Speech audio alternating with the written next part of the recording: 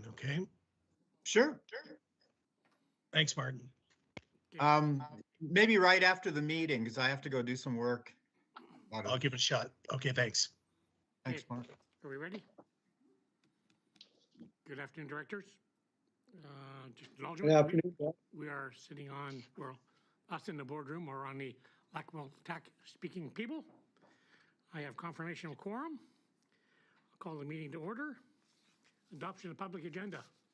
Move adoption, but I'd like to add for Area D, a verbal status report on the Area D water meter grant application. Just looking at the CO, there's nothing to add. He has no information. Not this time. So moved by Okay. Director Evans, second by Director Lee. Okay, Call question. Anyone opposed? See none carried. No petition delegation. Adoption of the minutes for the March 30th meeting.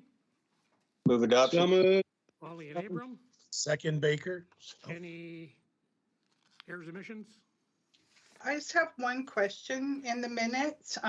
The minutes refer to under the special voting regulations. What is 41/91?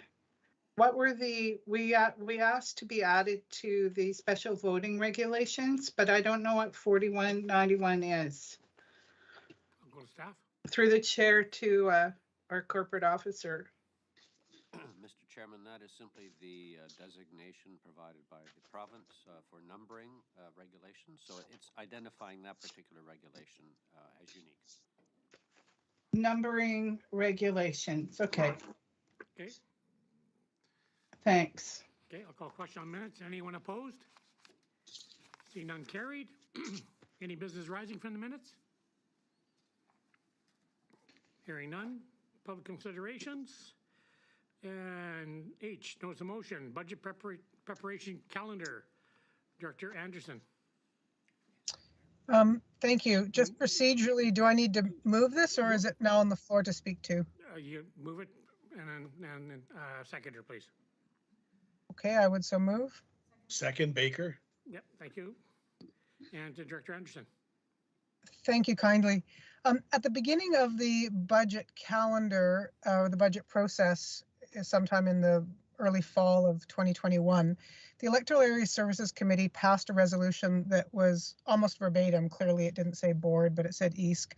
And we inserted a couple of meetings to really be able to discuss in substance the budget. And the first one was perhaps slightly less useful because we did it before the assessments came out, but it still provided the members really a chance to batter ideas around, like I remember experiencing historically much more. And then certainly the one that happened after the new year when we had assessment information was incredibly informative and provided a level of opportunity for substantive input from the directors that I remember and really appreciate and think is important to the board. I experienced last year and this year that really lacking at the board. And last year I voted against the budget for the first time just because I didn't feel like that happened. And this year, when after the assessment information, I suggested an amendment and I was told by staff it was sort of too late to make that. And so I'm just looking, as some of us won't be here post-election and be a little bit of a new group potentially, looking to leave our best thinking for the budget calendar for next year. And so what I'm suggesting here is just that we allow an opportunity for really meaningful, informed budget discussion post-assessment to allow board members to bring forward ideas that are perhaps in the strategic planning but not implemented, or other ones. It just seemed like this year was very thin. I never felt like there was a really clear opportunity for board members to bring forward ideas. In the fall, we had presentation of business cases, and then in the new year, we were told it was too late. So it was really appreciated at EASC, and I offer this for the board's consideration at this time. Thank you. Okay, thank you. We got speakers list. Director Cornfield. Through to staff. Am I on, Edith? Okay. So through to staff, when is the tax assessment data available? So if I can, Mr. Chair, answer that. So the assessment numbers are available come the first week of January. So that's when we can take those real numbers and assessments and So, input what the board and staff have given their authority to in the budget and see what tangible impact that has on the residents. okay, so if I can continue.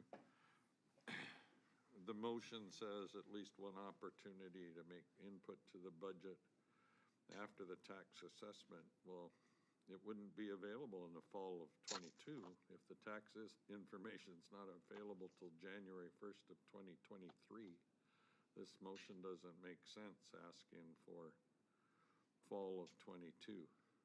You're correct there. So the impact, again, of those assessments is seen in input in, let's say, January. And in fact, the board does have the ability, in our budget calendar, the board has the ability to look at those impacts and make changes. And I For guess that clarity, was- Ms. My point that I was making was the motion doesn't make sense to start it in the fall if we don't have the tax information till the spring in January.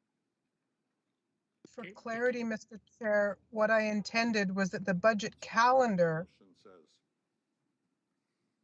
that future year's SRD budget calendar, starting in the fall of 2022, include at least one meaningful opportunity. So the calendar sets out our whole budget timeline that starts in the fall and goes through to adoption in February or March.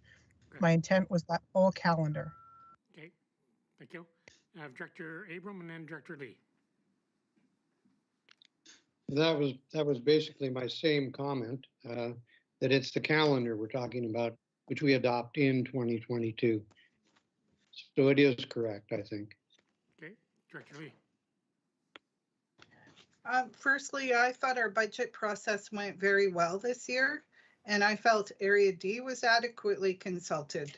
Secondly, because we don't receive the assessment rolls till January, and we don't receive the confirmed assessment rolls till February when we have our parcel tax meetings, we have very little time after the new year to slot in new numbers for our budgets, because we have to have the budget approved by March 31st. So unless we start in June or July and budget ahead, we're doing it blind because we don't know what the government's going to do with the assessment base from year to year. So I don't know. I think that we just, perhaps directors need to be quicker to get their input in right at the beginning as much as they can. And I thought the quality of the budget, the amount of consultation was adequate to do the budget well. Okay, thank you. Director Wally. Thank you, Mr. Chair. I just wanted to remind the board that the board has the ability to amend the budget at any time. Don't need special meetings to do that. Thank you. Any other first-time speakers? If not, I'll go to Director Abram. Director Thank Abram. you. Yeah, thank you. Can you hear me? Yeah, go ahead. Okay. I agree with the motion the way it is, and I think I'm not. I want to disagree with Brenda, but I think that the budget process did go very well this year, but there were some requests by directors to do things a little differently, and I don't think this is any big deal. It's a matter of us having a look at it after the first week in January, and that still gives us plenty of time. I mean, we would still have all of January, February, and March before adoption. I know we always try and adopt our budget early, but that isn't a requirement. It's if we need more time, we need more time. And I don't think that, I know that Mike is just right on the ball with things like the assessment and the effect of the assessment, et cetera. and can have that information pretty much at his fingertips very quickly. So I don't think this will hold anything up, and it would be a positive addition to our budgeting process. Okay, thank you. I want to vote in favor of it. Thank you, Mr. Chair. So just to clear the air, we in fact do have a meeting after the assessment numbers are rolled in.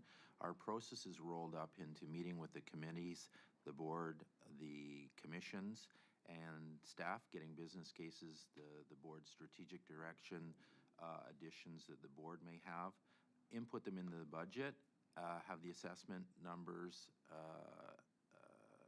computed when we get those numbers in, and bring them to the board so they can see the impact. So in fact, we do have meetings scheduled after or in January, early February, that does give the board the ability to see the impact of those. We already have that in our budget calendar. Okay, thank you. And I'll go to Director Anderson to wrap up. I concur with our CEO that we do have that. And in that first meeting of the board budget consideration in January, I brought forward a resolution to amend the budget. Now, not attached to whether the board supported that particular resolution or not, that's fine. But I was told by staff at that time that it was really too late in the budget process for directors to be bringing things forward. And I wasn't aware of an earlier opportunity that would have been appropriate at the board level. And so I'm just trying to give my post-assessor, my successor, a little bit less frustration in early January when they have something that they might want to input from their citizens into the budget. That's all. Thank you. Okay, thank you. I don't see any further hands up. So no question on the motion. Anyone opposed? Motion's carried. Chair's report. Motion received my report that's in the agenda package. Director Evans, seconder. Second. Director Davis, thank you. Yeah, busy few days. Like I said, just finally had some time to put it in writing, so that's good. Just want to add a couple of little things. I'm happy to say that Gold River is now the proud mom and dad of 2 EV stations in Gold River, completely paid by BC Hydro, no cost to the citizens of Gold River, so it's very exciting. We have 1 EV car in town right now, and we had a little photo op with her at the station with the council plugging her in and filling her up, so it was very good. She's got a little Hyundai, I think it is, and I think she said she gets like 480 kilometers to a charge, so it goes quite a ways, so that's good. It's exciting, and there's lots of spots up and down the island. She has an app on her phone, and it tells her exactly how many are there, and I looked online, and there's a lot. There's a lot there. The only other thing, I sat in on the East meeting this morning, and I noticed a election sign in the background. Just be aware, please. Oh, Just watch yourself. That's all. oh, I was putting up new blinds in my study and I moved things around just to get at the blinds and stuff. So No problem, Director Lee. as soon as I realized, I Yeah. took it down. You did, no doubt. Okay, that's my report. Director McGlough. Thank you. I just wanted to reiterate something that was in the chair's report, and that was the attendance at AVICC. It was just such an awesome experience to be able to meet in person with all of our colleagues from up and down the island. And so it was, the energy at the convention was probably the highest I've seen in quite some time. I think everyone was just so excited just to be there in person, and there was some excellent debate on the floor during resolutions. So I hope we'll all be able to meet again at UBCM in September. Just a fabulous experience. Thanks. And Director Cornfield?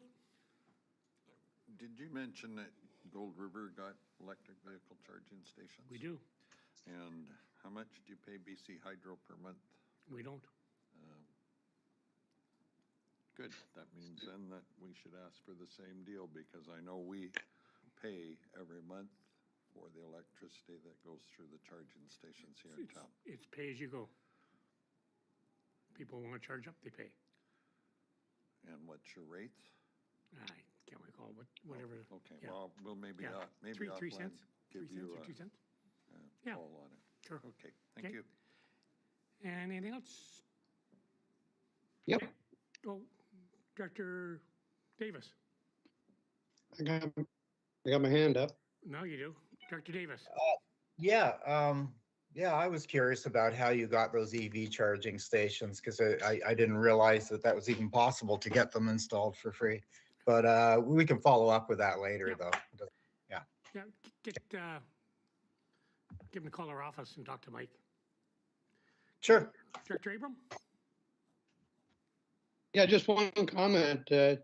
This, there's always a mayors and chairs something, whether it's mayors and chairs forum, CAOs and chairs forum, all those different things. But now I see that you attended the mayor, chairs, and First Nations forum and lunch.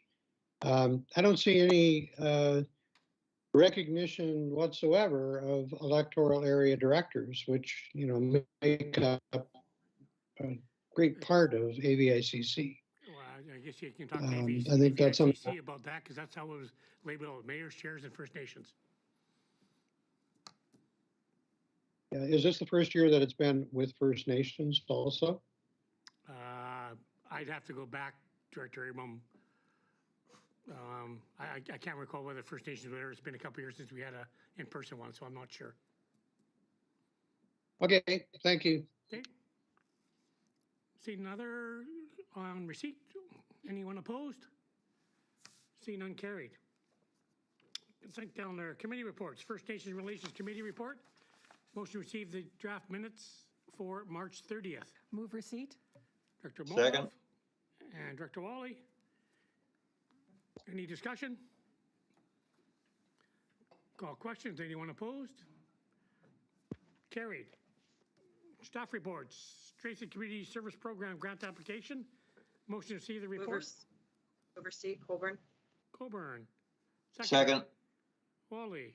And I'll go CEO. Anything to add? Thank you, Mr. Chair. Renee will speak to this. Yep. Good afternoon, Chair Unger and directors. Since the award of the Strengthening Community Service Grant in 2021, funds have been dispersed and services delivered in Campbell River and within the region. We had a midterm evaluation of the services completed in early March, and it is included in this report. In March 2022, the province announced a second grant application cycle to distribute the remaining funds available in the Strengthening Community Services Program from the COVID Restart Funds. The midterm evaluation included a summary of the current and community needs and gaps, the impacts of the 2021 funds to date, and the lessons learned. This evaluation also included recommendations on which programs to continue with based upon the eligibility within the grant guidelines, the funds available, and what would have the most impact for those experiencing homelessness and as well as the community. The recommendations in that midterm evaluation were supported by the grant working group that has been meeting over the past year since our original application. The grant guidelines support activities to improve the health and safety of unsheltered people experiencing homelessness, the reduction of related community impacts, improving service coordination, and increasing local capacity for service delivery. The second proposed application includes operational funds for the Himalayas Kitchen and the Campbell River and District Food Bank, as well as enhanced coordination through the Campbell River and District Coalition to End Homelessness, as well as the continuation of regional outreach services through the Vancouver Island West Mobile Outreach program that's being delivered in Gold River right now. So I'm just here to answer any questions that you might have on the recommendation to submit a second regional grant application to the Strengthening Community Services Program. Okay. Thank you. So on report, I'll call questions. Anyone opposed? We got any discussion? Yeah. Usually we receive it first. Motion, all in favor of the receipt? Sorry. Anyone opposed? Sorry, backwards. It's hard. You got people here and you got people there. Carried. And on to B. Strathcona Regional District submit a regional grant application for the Transit Community Service Program as outlined, and the regional district commit to providing overall grant. Motion, Director Evans, second. Second. Director Wally, and to Director Cornfield.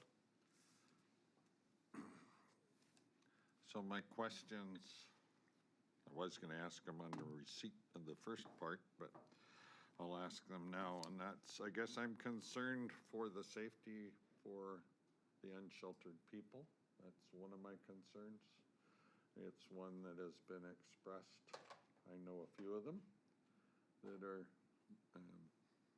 downtown, and some of them self-shelter in very brightly lit areas because they're concerned about their safety. And my second concern is, it says reduce community concerns related to the impacts of homelessness. And I haven't received anything that shows that community concerns are being reduced. And so my concern is, well, threefold. Those 2 points, plus this is a grant. But what happens when the grants run out at the end of this year? There's been a lot of capacity building and people hired.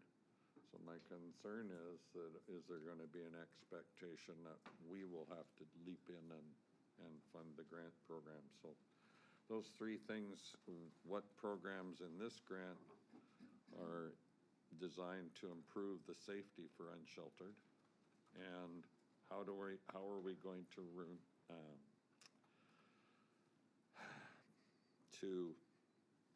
measure the reduction or reducing community concerns? I'm gonna go to Renee. Thank you, Director Cornfield. I'll address the improving safety of those experiencing homelessness first. There is, in partnership with the Business Improvement Association, a nighttime security program that for those overnight hours does patrols to help out with the safety piece. So the company's, helping provide a security for the businesses, but also a safety piece for those experiencing homelessness. As well, there's been a number of training programs for volunteers and those individuals working in the social sector to help out in a number of areas. As well, a lot of the resource and peer programs that have started connect those experiencing homelessness to resources that they may not have already connected to. So we've got a number of outreach programs that help connect people to resources if they haven't done so already. So thereby, improving their safety because they are getting some health and social service supports. And as well, we have a number of, cleanup programs or funds that have supported some cleanup programs, including peer supports that would help reduce some of those community concerns. Just a short follow-up, and that is, isn't the overnight patrols a tier 2? Yes, so for 2021, that'll continue to July, and then it is a tier 2 program. Right, so we don't know that we're going to get that same funding to carry on that program. That's right. We don't know that we'll be getting anything for the That's my application. concern was with the safety issue. That overnight patrols doesn't just protect the business's interests, it also provides security for those people. And I would have rather seen that as a tier 1 program, because what the feedback I get is the people that live on the street, there's a lot of them that are fearful, and that also get attacked by other homeless people, and they form their little groups. And that, to me, is a bigger problem. Okay, just wanted to add as well, the feedback that we've gotten from the Business Improvement Association is that this will be a self-sufficient program and wouldn't require further funding. The piece that's in the report right now is to expand it into the Campbellton area. Okay, thank you. Cool. Is there any other further questions? I have a question about, last grant we got was over $1 million and no housing units, no sheltering was provided. It was all administrative costs and things like that. Now you're proposing to get another grant, spend it on the food bank and the soup kitchen. And I don't see any addressing of the homeless question. There's no accommodation being provided. There wasn't even a warming center or anything in the extreme weather this winter. There was nothing except if they did have a hotel room or something being provided by social services. And, I just see a lot of pathetic, scenes downtown with ambulances rolling up every day. Every day I go to the library and either the ambulance or the fire department are there, like administering care to these people. And I just don't think that we're doing what we can to, I think the provincial government needs to step in and provide housing for these people. That's the number one thing that they should provide. I don't think local government should be involved because we're not doing a great job, in my opinion. The $1 million didn't go to help anyone in particular, and the food bank is accessed by sheltered people as well as unsheltered people. There's a lot of people that are now accessing food banks because of the price of gas and food and everything else. So it's not really addressing the homeless. So I don't know. I don't think we're the organization that should be providing this service. Okay, thank you. I'm going to go CEO, then I've got Director Evans and Adams. CEO. Thank you, Mr. Chair. So staff bring dozens of grant applications forward for the board's consideration. And of course, we're limited by the terms and conditions of those grants. Now, as Director Lee's mentioning, we didn't address a couple things in there. However, the grant is only accessible to certain services within that, and that's what we provide the board options. I'll just remind also the board that prior to making the application, the board supported a committee that was made up of a couple elected officials amongst a number of other community groups in there. That group gets together and determines, based on the terms and conditions of the grant, what is the best thing to apply for, and that's what you have before you. Okay, thank you. And Director Evans. Thank you. And thank you.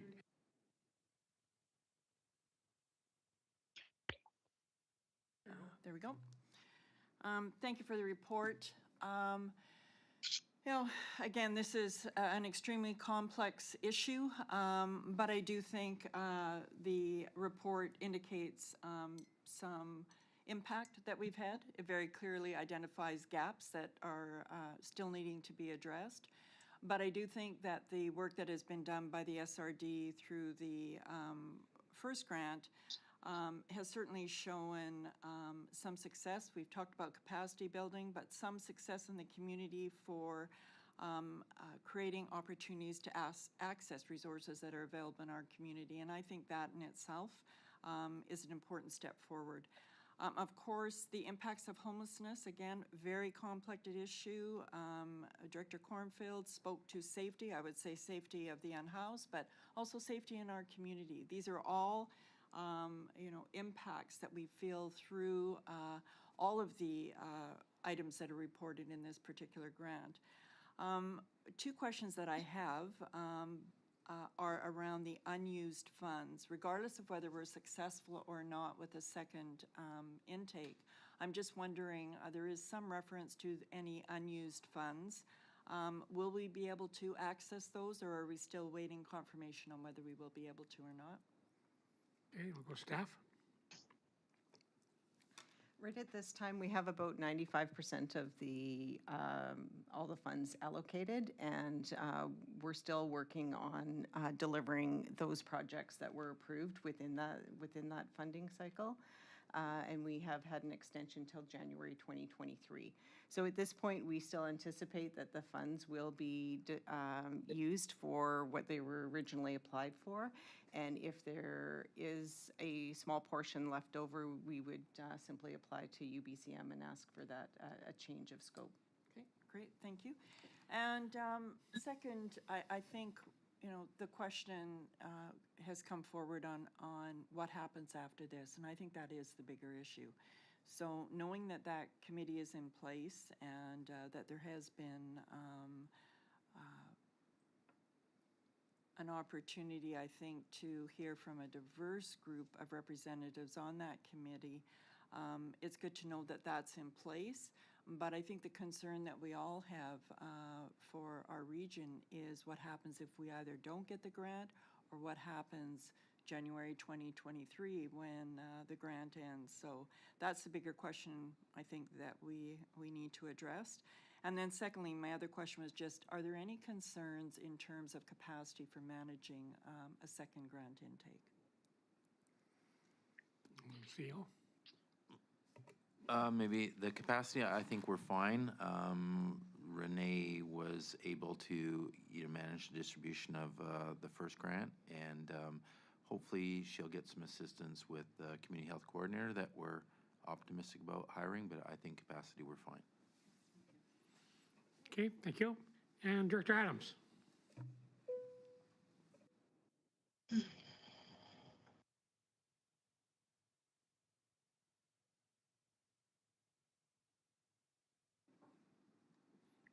you there, Andy?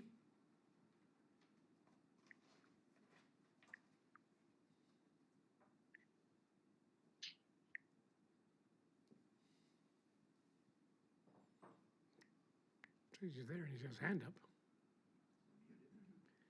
No? Are you muted, Andy?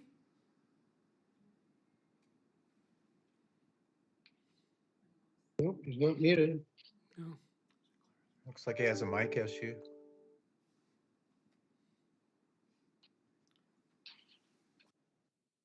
Okay, I'll go to Director Moglove. Thank you. This issue did come up at our council table, I think it was 2 days ago, and not wanting to speak for his worship, but I think he was also very concerned with what has been raised at the table, i.e. the continuation of funding when this grant comes to an end, and does it end up being something that we inherit financially? So I totally understand. Again, I don't want to speak for the mayor, but that's one of the things he talked about. But I do want to get back to some of the points that Director Evans mentioned. When you take a look at the report and what the second round of funding is going to be used for, I think it goes into a lot of detail. And one of the issues that has happened in the past year is the lack of capacity in the social service agencies. That was one of the issues, that they weren't able to provide the extreme weather shelter. A lot of capacity issues. So there's two items in the second round of funding that addresses that issue. One is the coordinator issue, and one is the, I think it's referred to as training support for social service provider, staff, and volunteer program. So those both are really important. I can speak to the community kitchen, the Himalayas Kitchen. It's somewhere that I volunteer at from time to time, and I can assure you that the number of meals being provided there has increased significantly from when I first started volunteering. So there is a greater need. Now, not everyone who goes for dinner there is homeless. I would say many are perhaps on the verge of homelessness. I do agree with Director Lee that what is needed is housing. And I also agree that local governments aren't in a position to build the housing. That's not our role, although there are 2 regional districts on the island that have in fact gone in that direction. I'm not saying we should, but there are 2 regional districts have done that. And so this is complementary to that housing need. And I see that most, well, not most, all of the services that are being suggested for this funding is vital to support people who are experiencing homelessness and or on the verge of homelessness. Thank you. Thank you, Director McGough. Director Adams, we'll try you again.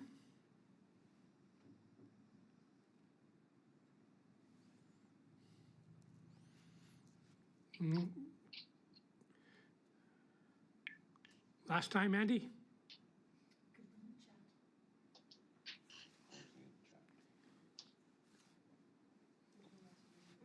Okay, Andy, my apologies. We're going to move on then. Director Lee, you had your hand up for last one?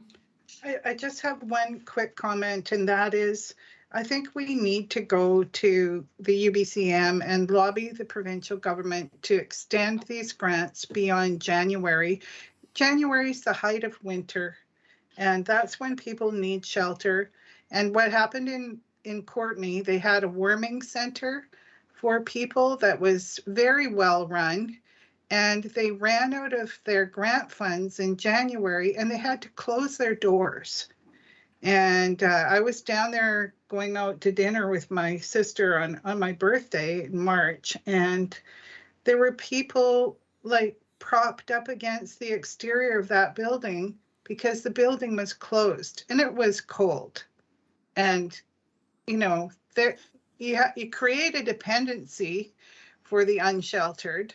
But then if you don't have financing to carry on with the service you're going to provide, it's almost more detrimental to the people because they become acclimatized to what services are available, and then the grant runs out and they're suddenly without the service. So I think we need to do some lobbying with through UBCM to get the provincial government to give longer term financial commitments to housing people. Okay, thank you. So. Okay, I'm going to call question. I'll try Director Adams one more time. Doesn't look like it, so I'm going to call questions. Is anyone opposed? Hearing none, carried. Item 2, Comokas First Nations Culture and Heritage Policy. Motion to see the report. Move Move receipt. Second, Moglove. I didn't hear the first one. Director Lee. Lee and Moglove, thank you. CO, anything to add? Nothing to add, Mr. Chair? Cool. On receipt, call questions. Anyone opposed? Seeing none, carried. And item B, the Comokas First Nation Culture Heritage Policy be supported. I'll move B, Moglove. Second, Evans, thank you.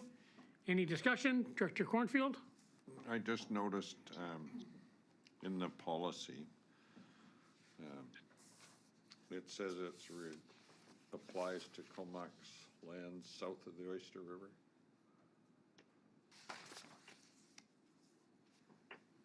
I'll go to staff.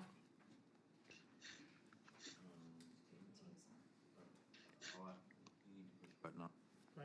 I'll ask Tina to respond to that.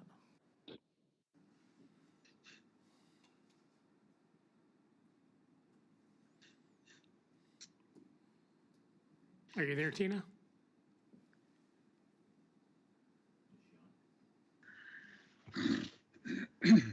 Okay. Okay, we're going to Renee. The heritage policy does apply to Comox core territory, and that's why there's the reference to south of Oyster River. My question then is, do they have no territory north of the Oyster? And if they do, would it apply?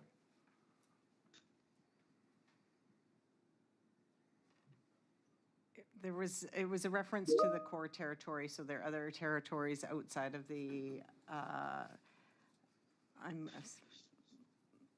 guess I'm just asking if it applies to all Comox First Nations lands or just that south of the Oyster. I believe it is just the core territory in Comox that it applies to. Okay. Thank you. Okay, thank you. Any other discussion?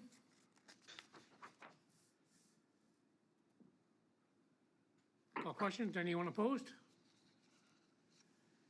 Hearing seeing none, carried. On to bylaws. Bylaw 432, 433, OCP rezoning, Quadra Links, motion I'd to like the report. I'd like to move receipt of the report, Mr. Chair, and I'll have a subsequent. Joe, Director Abram, seconder, Second. Director Wally, and I'll go CEO. Thank you, Mr. Chair. So I understand Director Abram has a subsequent, but this report is following up on the recommendation from the board to bring public hearing dates post-October 2022.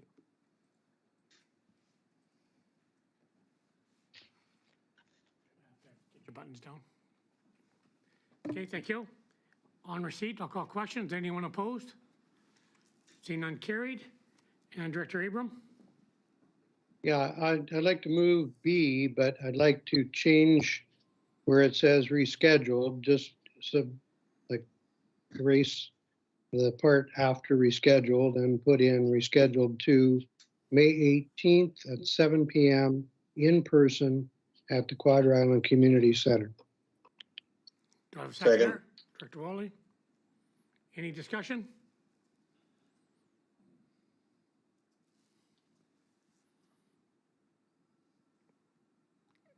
Don't see any hands up.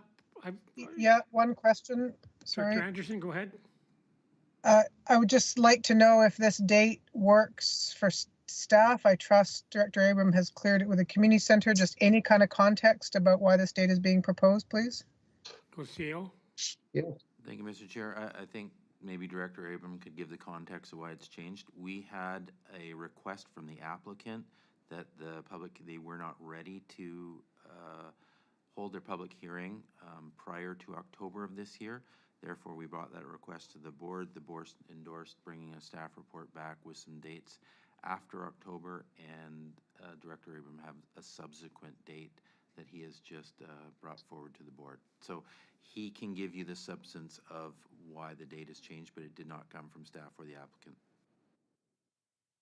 Okay. Director Abram, Yeah, do you the want to date- reply? Sure. The date, originally we were around January, I think, and we were in COVID and we postponed and we basically got dragged through the mud on this one and another large proposal that's happening and for postponing and delaying development, et cetera. So we rescheduled it for April, and then we went to April. And then I believe there was a request to move it till after October. And what I'm reluctant to do is to drag on once again and have us drag through the mud once again by the community of Quadra Island for not dealing with an application that has been in for many, many months and has been ready to go for many, many months. It was ready to go to public hearing clear back in January and then again in April. And so now I'm saying let's go to May because of giving a little more time. But the reason I don't want to wait any longer is because we're going to get back into, or we could possibly get back into, another COVID situation, which is moving east or moving west from the east, and will once again possibly cause orders to be issued, et cetera. Okay, thank you. Any further questions? Person. So I would like to get on with this. You know, we're ready to go, and staff are ready to go, and the community hall is all open and booked and whatever. Okay, any further discussion? Just Chair, testing my microphone. Can you hear me now? You betcha. Yes. Thank you. Joe? Director Anderson? Yes, Mr. Chair. Go ahead. Thank you. No, in general, I completely support what Director Abram is saying. I'd love to see this move forward. My only caution is that the applicant advised us that they weren't ready, and I don't know what they weren't ready about or for. And I wouldn't want to push them if indeed they want to amend or pull or their application in some way. I don't want to send something to public hearing that's not ready. So I'm looking to either the director or staff or both of any insight into why the applicant was looking for a deferral of the public hearing date. Yep, that's it. Okay, I'll go to staff. So simply the correspondence we have from the applicant is that they wouldn't be ready to be prepared for public hearing prior to October of this year. The request is on the screen right now. So there was no further rationale given. And I guess, so then does Director Abram have any updated information? If not, I don't think it's right to override the applicant. Okay, thank you. Well, I would say, just looking at the words printed in front of you, we want to be able to analyze and respond to some of the technical issues that have been raised in public submissions. There is no reason why that can't be done after a public hearing. Well, So, okay, pardon? go ahead. Okay, so I'm just saying, let's get on with this, have the public hearing, find out if there are issues, and then if we want to make changes, we can make changes. If we have to, we go back to public hearing. But at least we are moving forward like we are supposed to, and like we have been extremely criticized for. You have no idea, not being the Quadra Island director, the amount of daily flack that comes via Facebook, emails, phone call, and news articles and editorials in newspapers about how the regional district is dragging its heels on development on Quadra Island. Let's get on with it is the sort of political tone that is out there. Okay. So this proposal was ready then, and I don't know why it wouldn't be ready now. So let's find out, go to the public hearing and see what issues may need to be analyzed, including all the ones that may come from the public. Who knows? We don't know what the public are going to say. And this will only be the second in-person public hearing that we have had on Quadra Island. We have one coming up on the 20th of April. This one was supposed to be on the 27th, and they asked that it be moved, so we moved it. And now I'm suggesting that I do not want to be caught in a COVID situation again, which could happen any day. And that would then further drag things out. Okay. So I'd like to just at least get us to another stage, whatever it may be. Okay, and Director Moglove. Thank you. So I recognize that board members other than electoral area directors do not have a vote on this, but I am going to weigh in on this one. From my view of the file, this has been delayed and delayed and delayed and delayed because of barriers put in front of this developer, and has come in for significant criticism, yes. Here we have a situation where the developer is saying we're not ready for the public hearing until after October. And the whole point of having a public hearing and the point of this is to deal with the developer in a fair and reasonable manner. This is the antithesis of dealing with the developer in a fair and reasonable manner.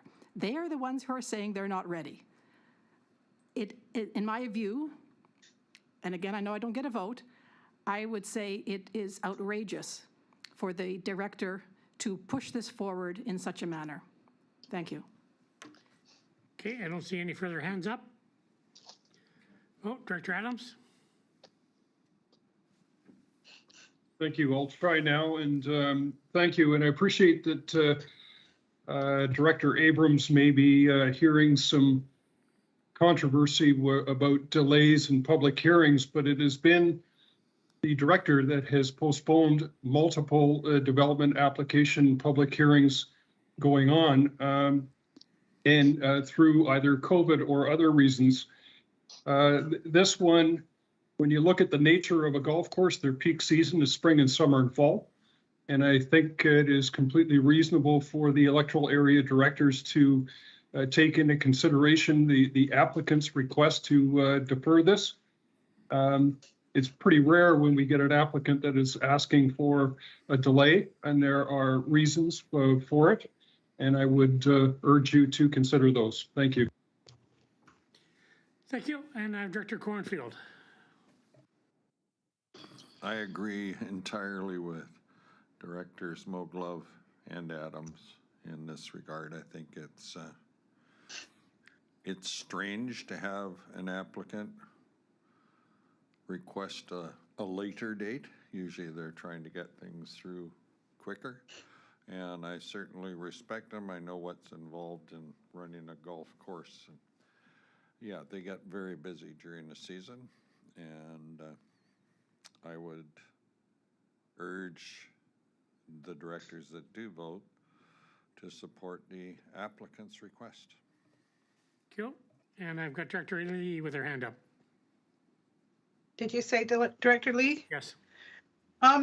I would think that hearing some of the input from other directors, that we should reschedule to May 18th and then put a subject to the developers being agreeable to the earlier date, because we don't know why they're wanting it later. But if it's possible, if staff would have maybe a week to confirm that the applicant would be okay with May 18th, because we have to give 30 days notice of a public hearing. So we're already on April 13th. We would have to give public notice by, April the 18th, which is 5 days away. But I think the staff, if we put subject to staff confirming that the developer is agreeable to this date and able to present at the public hearing on that date, then we still have 5 days to be able to advertise. Okay, thank you. So I would make that as an amendment.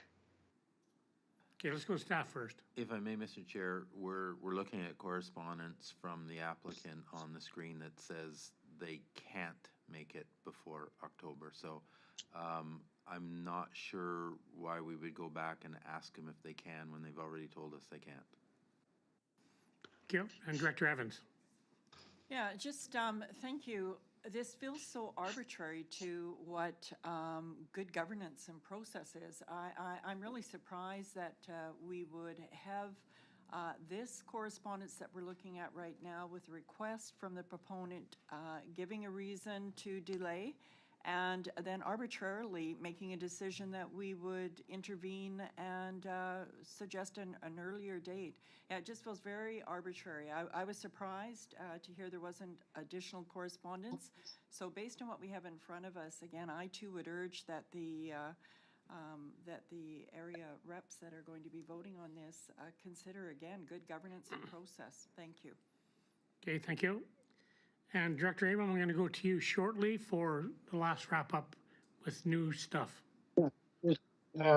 Excuse me, but this is something that has been on the table for analysis and response to technical issues since before January. So going with the comments from Director Adams about, golfing season coming up in the summertime, et cetera, by going to this public hearing and getting through the process, it would allow for this proposal to be used during the golfing season. So I just find that to be rather bizarre, but okay. I have not been the one to throw up arbitrary roadblocks to these developments. The other one is about to come up next week, and those developments have been pulled by the applicant, pulled by Let's keep on subject the. here. I'm just, I'm saying that the argument really doesn't apply, and this really is an electoral area director vote Correct. as to whether or not we move to the date that I requested and has already been held at the community center. Okay. And has already been, you know, expected. So I'm just hoping that the electoral area directors will follow my lead in moving this forward so we can get on with business. Okay, thank you. And as stated, I think by a couple of directors, this is an electoral area director vote only. But I will say too, in good governance, I don't understand why you will go against the applicant's wishes. So anyways, with that, I'm going to call question to the electoral areas only. Is anyone opposed? Anderson's opposed.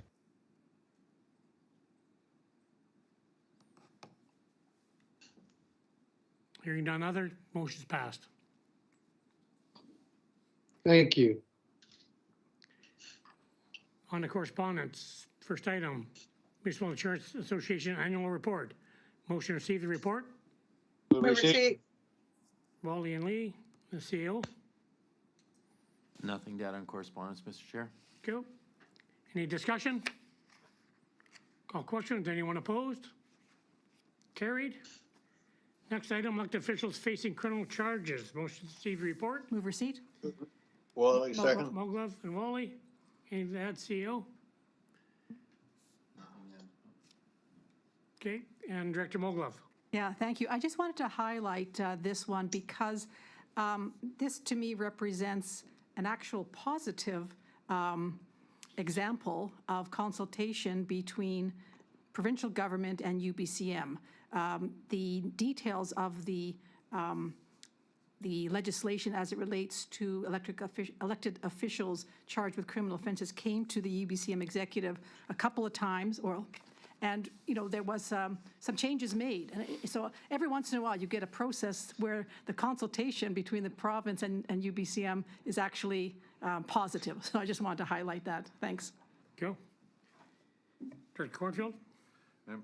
Could I ask a question of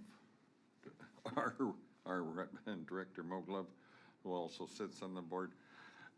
With the disqualification, it says they're going to change it so that it's at the time of conviction rather than the time of sentencing, and I wondered why there was that distinction made.